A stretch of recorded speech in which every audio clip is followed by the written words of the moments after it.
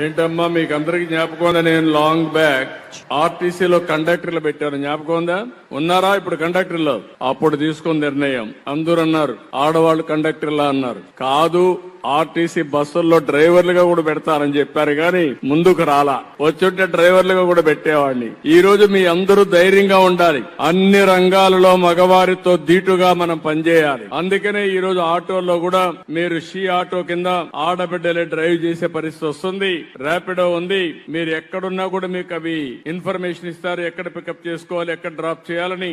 Automatic గా డబ్బులు కూడా వాళ్ళకి వెళ్ళిపోతాయి. ఆ డబ్బులు మీకు ఆటోమేటిక్ గా డిడక్ట్ చేస్తా ఉంటారు. ఇంకో పక్కన మోటార్ బైకులు కూడా మీరు ఎవరన్నా డ్రాప్ చేయగలిగితే మోటార్ బైకులు కూడా ఇప్పిస్తాం. ఇప్పుడే నేను అడిగాను, ఎటు ఆఫీస్ కి వెళ్తా ఉంటాం కాబట్టి అప్పుడప్పుడు మోటార్ బైకులు కూడా డ్రాప్ చేసి అదనంగా డబ్బులు సంపాదించుకుంటామని ఆడబిడ్డలు చెప్పే పరిస్థితికి వచ్చారు. మీరు సొంత వాహనాలంటూ కూడా ఇందులో చేరొచ్చు. దానివల్ల అదనపు ఆదాయం వస్తుంది. నేను ఆలోచించేది వినూత్నమైన ఆలోచనలు మీకు అందుబాటులో తెస్తాను. నా ఆలోచనల్ని అందిపుచ్చుకోవడం మీ బాధ్యత.